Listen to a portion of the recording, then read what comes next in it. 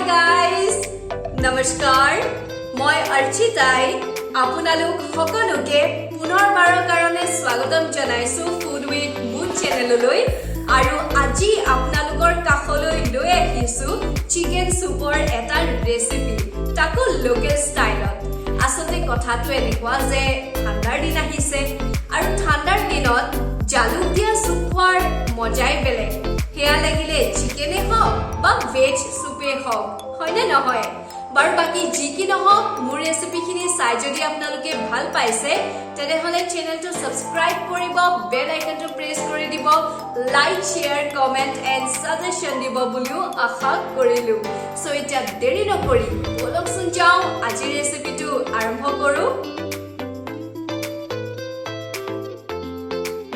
লগতে মই এইখিনিতে আৰু এটা কথা আপোনালোকৰ লগত শেয়াৰ কৰিব খুজিছো আসলতে এই ডিসেম্বৰ মাহটো আৰু জানুৱাৰীৰ প্ৰথম 10টা দিনত মোৰ ভিডিঅ' দিয়াটো অলপমান ইৰেগুলাৰ হ'ব এটা বিশেষ শুভ কামৰ কাৰণে আৰু সেই কাৰণে যাতে আপোনালোকে বেয়া নাপায় আৰু সহযোগিতা আগবঢ়াই তাকে আশা ৰাখিলো তাৰ পিছৰ পৰা নিশ্চয় মই ৰেগুলাৰলি এটা টাইমত ভিডিঅ' আপলোড দিবলৈ চেষ্টা কৰিম বাৰু এতিয়া বাকি যি কি নহওক আপোনালোকে এই চিকেন সুপৰ চেহেৰাটো দেখিলেই এতিয়া এই ডিশটো কেনেকৈ বনাব পাৰি তাকে চাওঁচোন প্ৰথমতে মই প্ৰায় আধা চামুচৰ সমান নিমখ লৈছোঁ আৰু জলকীয়া আদা নহৰুৰ পেষ্ট বনাই ল'ব লাগিব আসলতে নিমখ দি পেষ্ট কৰিলে সহজে পিছ খাই যায় আমাক অৱশ্যে এটা ফাইন পেষ্টৰ দৰকাৰ নাই অকণমান ৰাফ পেষ্ট হ'লেই হৈ গ'ল যদি আপোনালোকে জ্বলা বেছি খাব নোৱাৰে তেনেহ'লে কেঁচা জলকীয়া স্কিপ কৰিব পাৰে কিন্তু সদায় এটা কথা মন কৰিব চিকেন সুপত সদায় জালুকৰ স্মেলটো আৰু কেঁচা জলকীয়াৰ স্মেলটো বহুত ভাল লাগে আৰু টেষ্টৰ কথাটোতো বেলেগেই কৈছোঁ স্মেলটো কিন্তু কেঁচা জলকীয়াৰ পৰাহে বেছিকৈ আহে গতিকে আপোনালোকে দিবলৈ চাব দেখিছেনে এয়া পেষ্ট আমাৰ ৰেডি হৈ গৈছে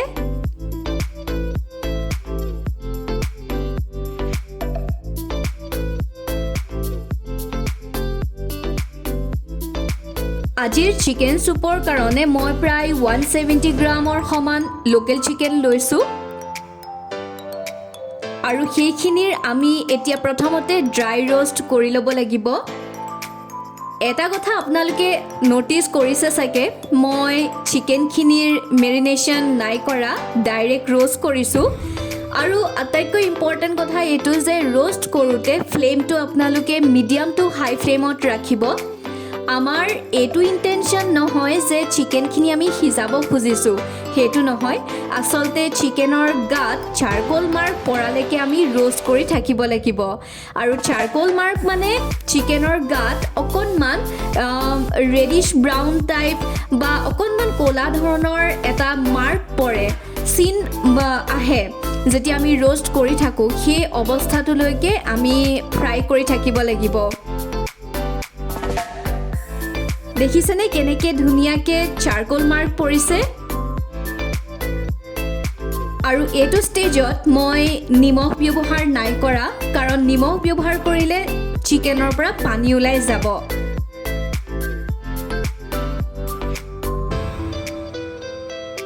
গোটেইখিনি ৰঙচুৱা হৈ আহিছেই আমাৰ ৰোষ্ট কৰা মানে চিকেনখিনি ৰোষ্ট কৰা হৈ গৈছে মই কৈছোঁৱেই চিকেনখিনি ৰোষ্ট কৰা প্ৰায় হৈ গৈছে আৰু এতিয়া আমি 1 চামুচৰ সমান আদা নহৰু জলকীয়াৰ পেষ্ট দি দিম এই পেষ্টটোত অলৰেডি নিমখ দিয়াই আছে সেইটো কাৰণে এতিয়াই আপোনালোকে নিমখ নিদিব পিছত অকণমান মানে আৰু অকণমান পানীৰে সৈতে যেতিয়া সিজিব চিকেনখিনি সেই তেতিয়াহে নিমখ দিব এতিয়া মই প্ৰায় 1.5 গিলাচৰ সমান গৰম পানী দি দিছোঁ আৰু যদি আপোনালোকে ইচ্ছা কৰে এইটো ষ্টেজত নিমখ দিব পাৰে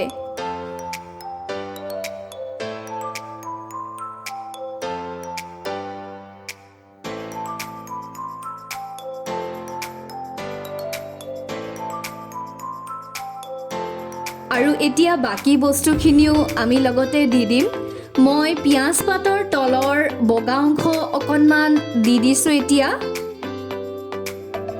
লগতে আকৌ আধা চামুচৰ সমান আদা নহৰু আৰু কেঁচা জলকীয়াৰ পেষ্ট দি দিছোঁ।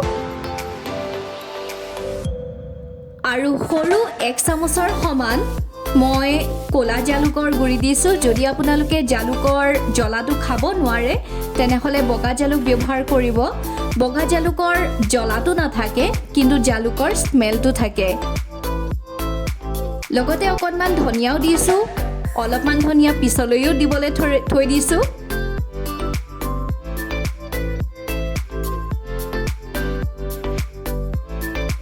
আৰু এতিয়া আমি কভাৰ দি পেলাই ভালকৈ সিজাই ল'ব লাগিব। মই ফ্লেমটো এতিয়া ল' টু মিডিয়াম ফ্লেমলৈ লৈ আনিছোঁ,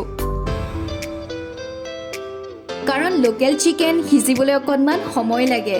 দেখিছেনে? এতিয়া মাজতে মই একবাৰ চেক কৰিবলৈ কভাৰখন উঠাই লৈছোঁ। পানী বহুত কমি আহিছে। আমাৰ এই চিকেনখিনি অলৰেডি সিজি আহিছেই। মই বহুত সময় কভাৰ দি থৈছিলোঁ, মাজতে একবাৰো কভাৰ উঠোৱা নাছিলোঁ। আৰু এতিয়া আমি আচল কামটো কৰিব লাগিব। মানে কথাটো কি হ'ল, প্ৰায় 1.5 চামুচৰ সমান পিঠাগুড়িৰ লগত মই ঠাণ্ডা পানী অকণমান মিক্স কৰি লৈছোঁ, কাৰণ আমি এতিয়া নেক্সট ষ্টেজত সেইখিনি চিকেনৰ লগত এড কৰিব লাগিব। আপোনালোকে কৰ্ণফ্ল'ৰো ব্যৱহাৰ কৰিব পাৰে।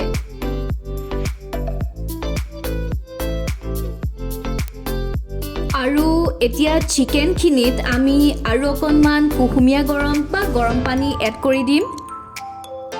আচলতে চুপৰ কনচিষ্টেঞ্চি আপোনালোকৰ নিজৰ ওপৰত ডিপেণ্ড কৰে। এনেও চুপখিনি দেখাত পনীয়াই হয়, মানে টেক্সচাৰটোৰ কথা কৈছোঁ। মই সোৱাদ অনুসৰি নিমখ দি লৈছোঁ। এই টাইমত ভালকৈ আপোনালোকে নিমখ চেক কৰি ল'ব। মই আধা চামুচৰ সমান নিমখ দিছোঁ। আৰু লগতে অকণমান সৰু সৰুকৈ কুটি থোৱা পিঁয়াজ পাতো দি দিছোঁ।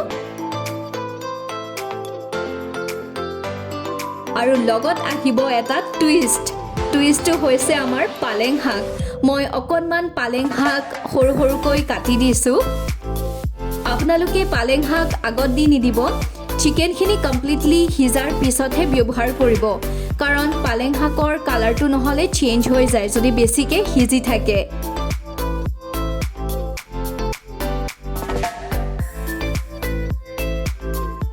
লগত মই আকৌ আধা চামুচৰ সমান ক'লা জালুক ব্যৱহাৰ কৰিছোঁ।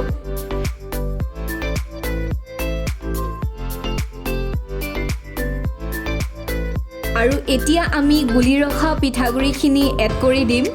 এড কৰাৰ পিছত কিন্তু আপোনালোকে ভালকৈ বইল অহালৈকে মানে ফ্লেমটো অকণমান বঢ়াই দিব।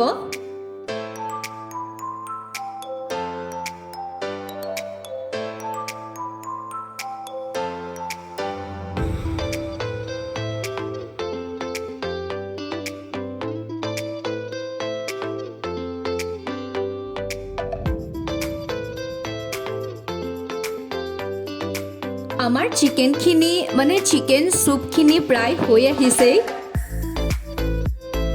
খুব ভালকৈ বইল অহাৰ পিছত আপোনালোকে ফ্লেমটো বন্ধ কৰি দিব। আৰু আমি গাৰ্নিচিঙৰ কাৰণেই হওক বা এক্সট্ৰা অৰোমা আহিবৰ কাৰণেই হওক ফ্ৰেছ ধনিয়া ব্যৱহাৰ কৰিম। ফ্ৰেছ ধনিয়া দি দিছোঁ আৰু ফ্লেমটো বন্ধ কৰি দিছোঁ। আমাৰ আজিৰ চিকেন চুপ একদম ৰেডি হৈ গৈছে খাবলৈ।